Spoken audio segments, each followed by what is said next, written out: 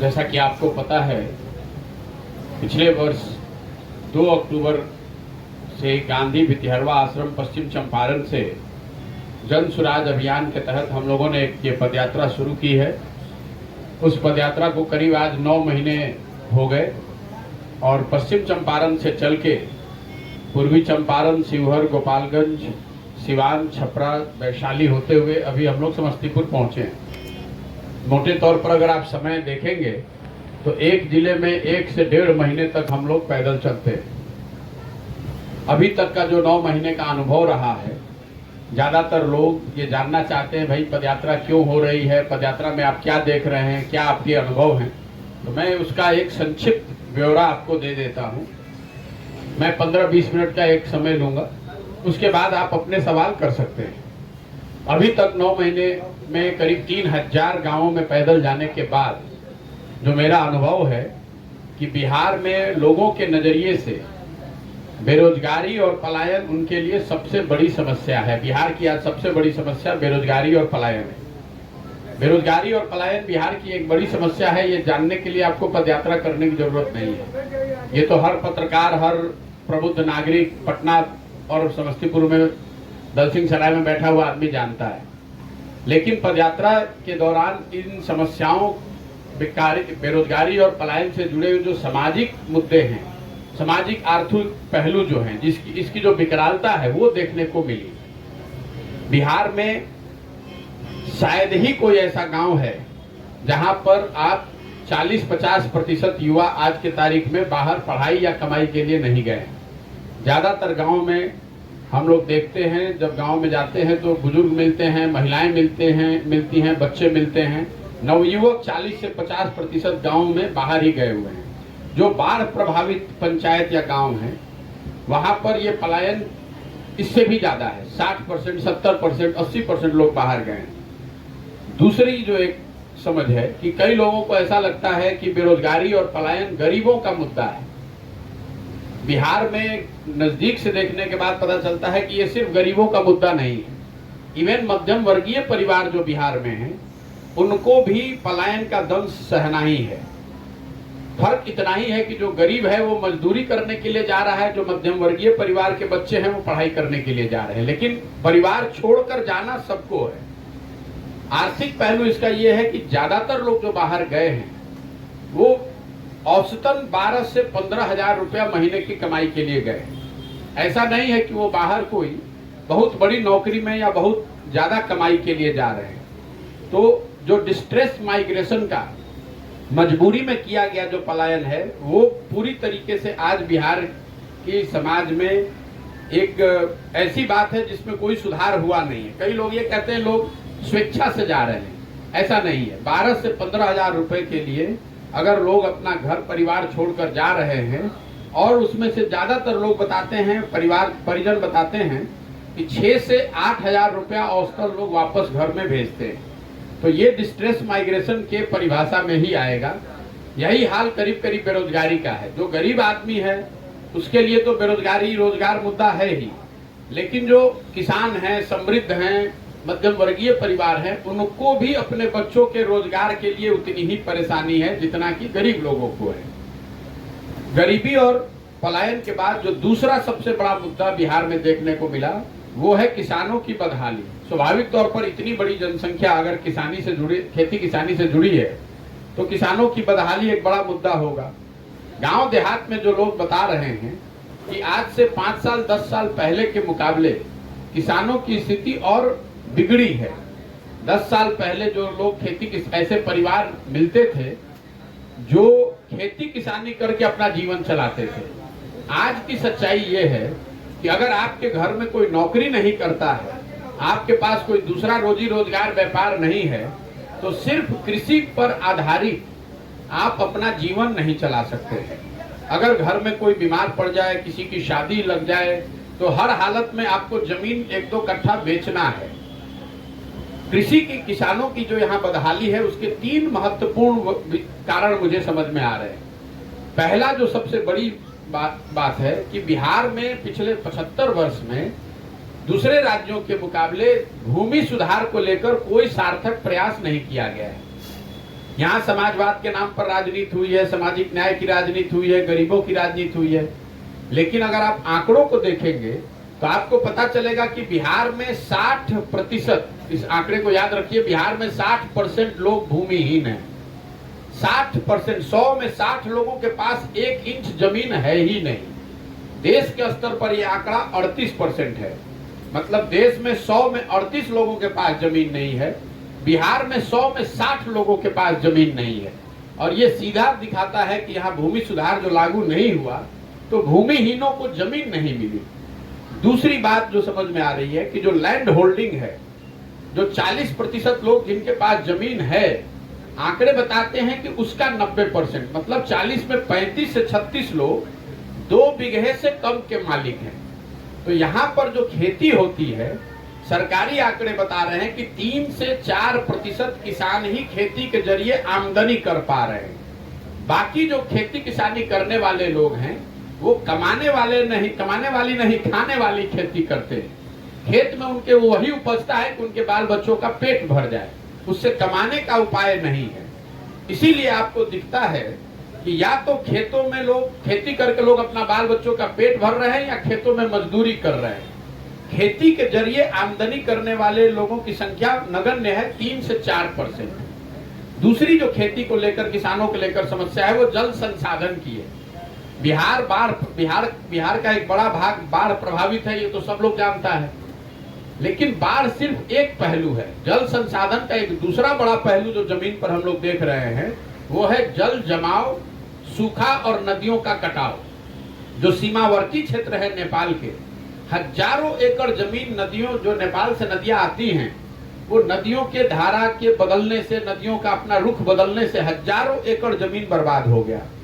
सिवान से जब आप आगे चलेंगे, सिवान में, छपरा में, वैशाली में और समस्तीपुर में भी मैं देख रहा हूँ, यहाँ जल जमाव के वजह से हजारों एकड़ जमीन बर्बाद हो गई है, या फिर एक फसल ही वहां पर हो रहा है। ज्यादातर जगहों पर आप देखेंगे कि एक ही जिले, एक ही पंचायत में एक हिस्से में लोग बाढ़ से परेशान है और उसके दूसरे हिस्से में सूखे से परेशान है। तो ये दिखाता है कि जो जल प्रबंधन है ये पूरी तरीके से यहाँ पर फेल है। या तो लोग बाढ़ से प्रभावित है या सूखे से प्रभावित है, और दोनों से बच गया तो जल जमाव से प्रभावित है। तीसरी जो बड़ी समस्या यहाँ समझ में आ रही है किसानों को लेकर, कि ये सारे भूमि सुधार के प्रयास होने के बावजूद, सिंचाई की व्यवस्था नहीं होने के बावजूद, किसानों को यहाँ जो वो उपजा रहे हैं उसका उनको उचित दाम नहीं मिल रहा है। सरकारी एक सर्वेक्षण है जिसमें ये बताया गया है कि बिहार में किसानों को उनके अनाज का, जो भी वो उपजाते हैं, अनाज का सही मूल्य न मिलने की वजह से बिहार के किसानों को हर वर्ष 20 से 25 हजार करोड़ रुपए की क्षति हो रही है। अब इसको आप समझिए, धान का एक उदाहरण लेकर, धान बिहार में अभी 2050 रुपए सरकारी समर्थन मूल्य, 2030 रुपए है। ज्यादातर लोगों ने, जिन्होंने धान की पैदावार की है, उन्होंने धान बेचा है 1200, 1300, 1500 रुपए में। पिछले 10 वर्ष में बिहार में सिर्फ 13% धान ही समर्थन मूल्य के आसपास खरीदा गया है। हम लोग कहते हैं कि पंजाब में किसान बहुत धनी है, तो पिछले 10 वर्ष में पंजाब में 70% धान समर्थन मूल्य पर खरीदा गया। बिहार में सिर्फ 13% धान समर्थन मूल्य पर खरीदा गया है, और गेहूं के लिए ये आंकड़ा 1% है। सिर्फ 1% गेहूं ही सरकारी समर्थन मूल्य पर खरीदा गया है। तो ये जब पूरे जितने फसल बिहार में होते हैं, इसका अगर आप इसका समायोजन करेंगे तो आपको पता चलेगा कि जो किसान उपजाता है, जो उसका दाम मिलना चाहिए और जो मिलता है, उसका अंतर हर साल 20 से 25 हजार करोड़ है। तो ये जो 3 आधारभूत परेशानियां हैं, भूमि सुधार का लागू न होना, जल प्रबंधन की व्यवस्था नहीं होना, और तीसरा जो उपज हो रही है उसकी दाम न मिलना, इस वजह से किसानों की हालत यहाँ बिहार में देश में सबसे निचले स्थान पर है। पंजाब का किसान बिहार के मुकाबले प्रति व्यक्ति 6 गुना ज्यादा पैसा कमा रहा है, और बिहार का किसान उतनी ही मेहनत करके, अगर पंजाब में किसान 100 रुपया कमा रहा है तो बिहार का किसान 15 रुपये 16 रुपये कमा रहा है। और मैं जो तात्कालिक समस्या किसानों की है, यूरिया की काला बाजारी, 277 रुपये का यूरिया 500-700 रुपये में मिल रहा है, ये तो लोग बता ही रहे हैं। लेकिन जो स्ट्रक्चरल आधारभूत समस्या है, मैंने उसकी चर्चा की। तीसरी जो सबसे बड़ी समस्या लोगों ने बताया और जो आंखों से दिखी वो है शिक्षा व्यवस्था का बिहार में पूरी तरीके से ध्वस्त हो जाना। हम लोग बिहार के सरकारी स्कूल से पढ़े, बिहार में शिक्षा व्यवस्था बहुत अच्छी कभी नहीं रही है, लेकिन हर जिले और प्रखंड में सरकारी विद्यालय एक या दो ऐसा जरूर होता था जहां से पढ़ाई करके आप जीवन में आगे बढ़ सकते थे। कोई एक मुजफ्फरपुर में लंगट सिंह कॉलेज, पटना में पटना कॉलेज, साइंस कॉलेज, कुछ विद्यालय महाविद्यालय ऐसे थे जहां आप पढ़ाई कर ले तो आपका जीवन सुधर सकता है। आज की जो स्थिति है ऐसे सारे विद्यालयों को भी ध्वस्त कर दिया गया है। हम में से कई लोगों को लगता है कि ये शिक्षकों की गुणवत्ता से जुड़ा हुआ मामला है। मैंने बहुत गहराई से इसको अध्ययन करके देखा। शिक्षकों की गुणवत्ता सिर्फ इसका एक मात्र छोटा पहलू है। बिहार में पिछले 8-10 वर्षों में जो शिक्षा व्यवस्था ध्वस्त हुई है उसके पीछे सरकार की उदासीनता और दूसरा समता मूलक शिक्षा नीति बनाने के चक्कर में हर जगह, हर गांव, हर पंचायत में स्कूल खोलने की जो प्रक्रिया शुरू की गई, ये चिंता किसी ने नहीं की कि वहां शिक्षक है कि नहीं, वहां पढ़ने पढ़ाने की व्यवस्था है कि नहीं। नतीजा ये हुआ कि 40,000 करोड़ रुपया प्रति वर्ष खर्च किया जा रहा है शिक्षा पर। बिहार में, इस गरीब बिहार में हर साल 40,000 करोड़ रुपया शिक्षा के नाम पे खर्च हो रहा है, लेकिन इस शिक्षा का बजट का ज्यादातर हिस्सा या तो सैलरी में जा रहा है, बिल्डिंग बनाने में जा रहा है, खिचड़ी साइकिल बांटने में जा रहा है, पढ़ाई कहीं नहीं हो रहा है। गांव में जमीन पर जो स्थिति है, विद्यालयों की छवि खिचड़ी बांटने के सेंटर के तौर पर है और महाविद्यालयों की छवि डिग्री बांटने के सेंटर के तौर पर है। पढ़ाई दोनों में कहीं नहीं हो रहा है।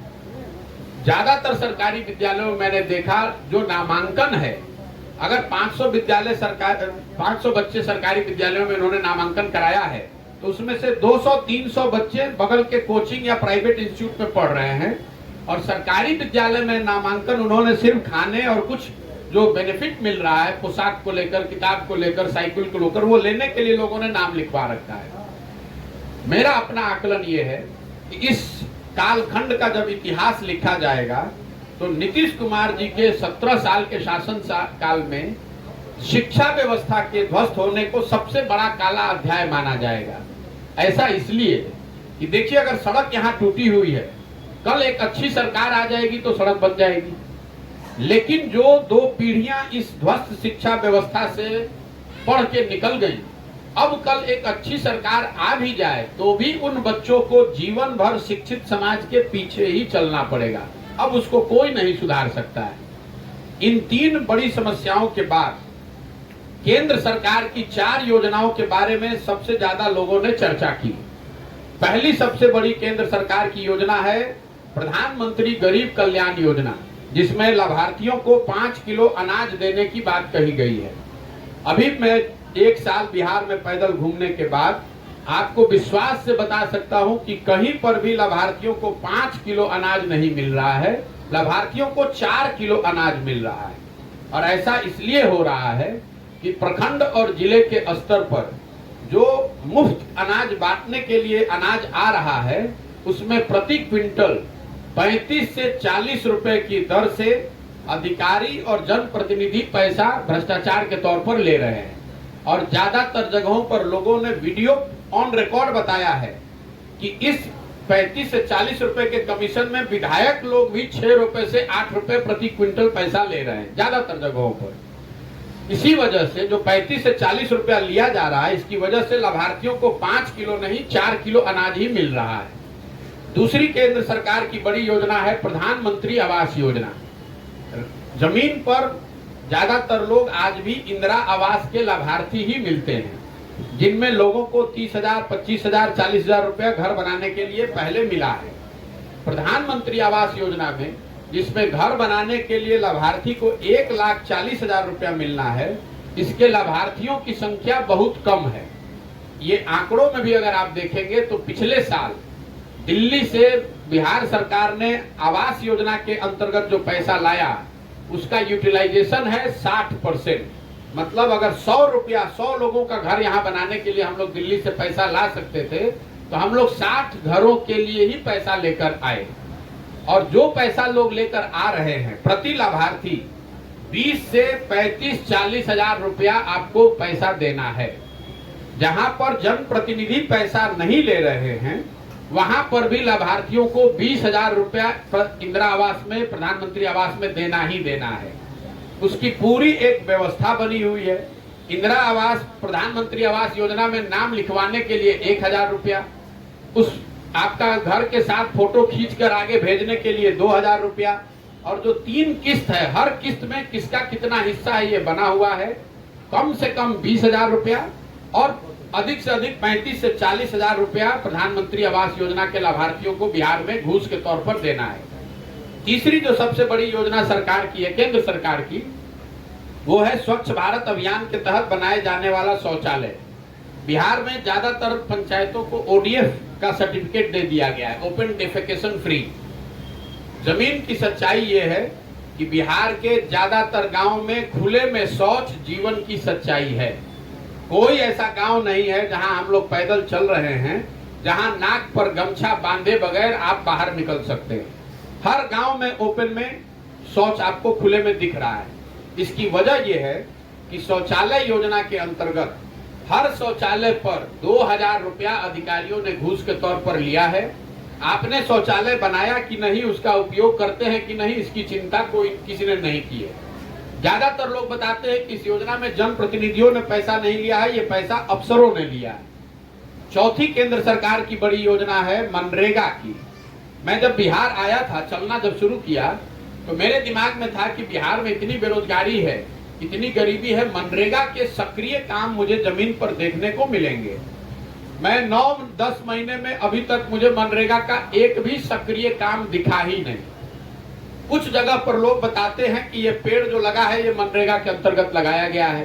कुछ जगह पर लोग बताते हैं आंगनवाड़ी केंद्र या पंचायत भवन में मनरेगा के धन का उपयोग किया गया है, लेकिन मनरेगा का सक्रिय कार्य कहीं होता हुआ अभी तक मुझे दिखा नहीं। आंकड़ों को जब हम लोगों ने देखा तो मनरेगा में बिहार सरकार का यूटिलाइजेशन है 39%। मतलब अगर बिहार की जनता को 100 रुपया मनरेगा में दिल्ली से मिल सकता था, तो पिछले साल हम लोग 39 रुपया ही लेकर आए, 61 रुपया तो लेकर ही नहीं आए।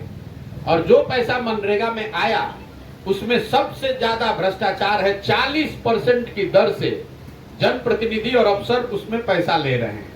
तो ये 4 केंद्र सरकार की बड़ी योजनाएं और उसकी जमीनी हकीकत जो लोगों ने बताया, हम लोगों ने आंखों से देखा। इसके अलावा राज्य सरकार की जो योजनाएं हैं, राज्य सरकार का दावा है और लोग समझते हैं कि 2 क्षेत्र ऐसे हैं जिसमें सुधार हुआ है, सड़क और बिजली। तो बिजली को लेकर मैं निश्चित तौर पर आपको यह कह सकता हूं कि बिजली हर जगह आ गई है। चाहे आप किसी टोले में जाइए, गांव में जाइए, हर जगह बिजली आई है, इस बात में सच्चाई है। लेकिन बिजली को लेकर लोग जो समस्या बता रहे हैं कि बढ़े हुए और गलत बिल जो आ रहे हैं बिजली के, सामान्य आदमी को 2,000 से लेके 8,000, 10,000 रुपए का बिल आ रहा है। एक बार गलत बिल आ गया तो आप लोग अदालतों का और DCLR के ऑफिस का चक्कर लगाते रहिए। मुझे ऐसे लोग भी मिले जो 50,000, 60,000, 1,20,000 तक का भी जिनको बिल आया है। लोगों का एक बार बिल गलत आ गया तो उनका कनेक्शन कट गया, फिर वो कुंडी लगाकर ही जला रहे हैं। या फिर कुछ ऐसे भी लोग मिले हैं जिन पर फौजदारी का मुकदमा हो गया है बिजली बिल की वजह से, जो गांव छोड़कर भाग गए। तो बिजली के बिल को लेकर बिहार के में आने वाले समय में मैं एक बड़ी परेशानी सामने देख रहा हूं। सड़कों को लेकर जो सरकार का दावा है, लोगों का मानना है निश्चित तौर पर नेशनल और स्टेट हाईवे में सुधार हुआ है, कहीं कोई दो मत नहीं है। नेशनल हाईवे बेहतर हुआ है, स्टेट हाईवे भी पहले से बेहतर स्थिति में है। लेकिन ग्रामीण सड़कों की स्थिति लोग बता रहे हैं कि कमोवेश वही है जो लालू जी के राज में होती थी। ग्रामीण सड़कों की स्थिति बिहार में हर गांव में, कोई ऐसा गांव नहीं मिला अभी तक जहां पर बढ़िया सड़क, ग्रामीण सड़क बनी हुई है। आप दलसिंह सराय में देख लीजिए या मैंने चंपारण जहां से शुरू किया वहां से देखिए, 90% गांव में ग्रामीण सड़क या तो बनी नहीं है ठीक, या बनी है तो मेंटेनेंस के अभाव में, रख रखाव के अभाव में टूट गई है। ये हालात है। जो राज्य सरकार की योजनाएं हैं जिस पर लोगों की सबसे ज्यादा शिकायत है, वो 7 निश्चय के अंतर्गत 4 बड़ी योजनाएं सरकार चलाती है। पहली योजना थी बेरोजगारों को 1,000 रुपए प्रति महीने की सहायता। 7 निश्चय का ये पहला योजना था। उस समय ये तय किया गया था कि करीब करीब हर साल 12,000 करोड़ रुपए के खर्च से बिहार में रहने वाले हर 18 से 35 साल के युवा को प्रति महीने 1,000 रुपए की राहत सहायता दी जाएगी, ताकि उसको मजबूरी में पलायन न करना पड़े, बाहर जाकर काम न करना पड़े। इस योजना को मुझे लगता है कि बिहार सरकार ने 15 के बाद शुरू ही नहीं किया, क्योंकि अभी तक मुझे इसका कोई लाभार्थी मिला नहीं। पत्रकार बंधु या अफसर भी इस योजना की चर्चा ही नहीं करते। दूसरी योजना जब बनाई गई थी 2015 में, स्टूडेंट क्रेडिट कार्ड की, जिसकी परिकल्पना थी कि 12वीं के बाद पढ़ाई के लिए बिहार के किसी भी बच्चे को अपने परिवार से पैसा न लेना पड़े, इसकी व्यवस्था सरकार करेगी। उस समय का अनुमान था कि कोई 1.25 करोड़ बच्चों को, परिवार के बच्चों को इसका लाभ मिलेगा। अभी 8-9 बरस बीतने के बाद इस योजना में कुल 8 से 9 लाख लोगों को ही राहत सहायता मिली है, और ज्यादातर बच्चों ने, परिवारों ने स्टूडेंट क्रेडिट कार्ड को करीब करीब भुला दिया है, इसका लाभ उनको मिल नहीं रहा है। तीसरी बड़ी योजना जिसकी चर्चा हर जगह आप लोग करते हैं, वो 7 निश्चय में है नल जल योजना। 2015 में अनुमान किया गया था कि बिहार के हर घर में अगर नल से पानी पहुंचाना है तो उसका खर्चा आएगा 25,000 करोड़ रुपया। इस योजना को लागू किया गया है। सरकार का दावा है कि 2/3 नल जल योजना चल रही है। जमीनी हकीकत यह है कि 2/3 योजना नहीं चल रही है। पश्चिम चंपारण, शिवहर जैसे जिलों में तो 90% योजना नहीं चल रही है। दूसरे जिलों में 10 में 7 योजना नहीं चल रही है। या तो नल जल योजना ठीक से बनी नहीं, बनी तो चली नहीं, और कहीं जहां बनी और चली वहां पर वार्ड सदस्य जब चुनाव हार गया उसके बाद से वो ठप पड़ गई। तो नल जल योजना की जो एक समस्या है, हम लोग को लगता है कि ये सिर्फ तकनीक और भ्रष्टाचार का मामला है। इसमें जो सबसे बड़ा मामला है कि नल जल योजना जिस जमीन पर बनी हुई है उसकी मालिकाना हक, उसका वो पता ही नहीं है कि वो जमीन है किसकी। ज्यादातर लोगों को उस समय ये बताया गया कि अगर आपके जमीन पर नल जल योजना बनाई जाएगी तो आपके घर से किसी को सरकारी नौकरी मिल जाएगी, या फिर वार्ड सदस्यों ने अपने ही जमीन पर बनवा लिया। नतीजा ये हुआ कि जब वार्ड सदस्य चुनाव हारे तो अब नए वार्ड सदस्य जो जीत कराया है उसको उसका वो हक दे ही नहीं रहा है, उसको चलाने की सुविधा नहीं दे रहा है। या अगर आपके जमीन पर नल जल बना हुआ है और आपको नौकरी मिली नहीं तो अब आप कह रहे हैं कि हम इसको चलने नहीं देंगे। कई गांवों में मुझे लोग ऐसे मिले जो बाजाबता नल जल योजना का इस्तेमाल करके पानी का व्यापार कर रहे हैं। गांव देहात में शादी ब्याह लग गया तो टैंकर से वो लोग पानी बेच रहे हैं। चौथी जो सबसे बड़ी योजना है, जिसकी जानकारी शायद आप लोगों को इतनी नहीं है, 2015 में सबसे बड़ी योजना 7 निश्चय की थी नालियों और गलियों के पक्कीकरण की योजना। उस समय का अनुमान था कि 5 वर्ष में बिहार में इस पर 80,000 करोड़ रुपया खर्च किया जाएगा। परियोजना ये थी कि बिहार के हर घर से उनके नालियों का पक्कीकरण किया जाएगा, उन नालियों को लाकर एक बड़े नाले से जोड़ा जाएगा और बड़े नाले के जरिए गांव से पानी को बाहर निकाला जाएगा। जो मैं गांव में देख रहा हूं, घरों से नालियों के पक्कीकरण की कोई बात कहीं उदाहरण हुआ देखने को मिला नहीं। गांव में सड़कों के किनारे बेतरतीब बड़े नाले जरूर बने हुए हैं, लेकिन ये नाले ज्यादातर ऐसे हैं जिनको ना घरों के नालियों से जोड़ा गया है, न इन नालों से पानी को बाहर निकालकर उसके निस्तारण की व्यवस्था की गई। नतीजा ये हुआ है कि ये ज्यादातर नाले कूड़ेदान में परिवर्तित हो गए और 80,000 करोड़ रुपए की योजना कितना खर्च हुआ, कितना लूट हुआ, कोई जानता नहीं है। ये सरकार की बड़ी योजनाओं की हालत है। मैंने स्वास्थ्य व्यवस्था पर कोई कमेंट नहीं की, इसलिए नहीं किया कि निचले स्तर पर, जमीनी स्तर पर स्वास्थ्य सेवा जो है बिहार में वो पूरी तरीके से ग्रामीण चिकित्सकों के कंधों पर है। सरकार का sub centre, PHC, referral hospital कहीं मुझे दिखा नहीं। मतलब सेंटर बना हुआ है लेकिन वहां डॉक्टर हैं, दवा बट रही है, रोगी आ रहे हैं, ऐसा कहीं नहीं है। मैं उदाहरण के तौर पर आपको एक आपके जिले का गांव है धमौन, जो शायद बिहार का सबसे बड़ा गांव है। 50,000 की वहां आबादी है। मैं जब वहां बैठा तो पता चला कि 50,000 की आबादी में जहां 5 पंचायत है वहां पर भी एक भी फंक्शनल सब सेंटर भी नहीं है। एक पीएचसी के लिए लोग 30 साल से मांग उठा रहे हैं। तो जो व्यवस्था है ही नहीं उस पर टिप्पणी करने का मतलब नहीं है।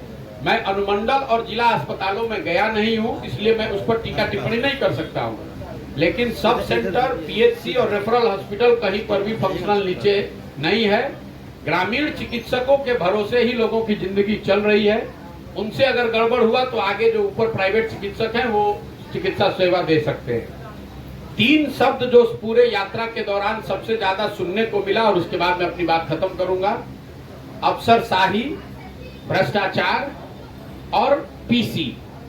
अफसरशाही से परेशान जनता, जो भी मिला, धनी हो, गरीब हो, अगड़ा हो, पिछड़ा हो, जनप्रतिनिधि हो, सामान्य नागरिक हो, हर व्यक्ति ये कह रहा है कि भैया अफसरों की मनमानी है। बिहार में आज जो राज चल रहा है ये अधिकारियों का राज है, अफसरों का राज है। उनकी इच्छा होगी तो काम होगा, उनकी इच्छा नहीं होगी तो काम नहीं होगा। कई लोग इसीलिए इसको अधिकारियों का जंगल राज भी बता रहे हैं।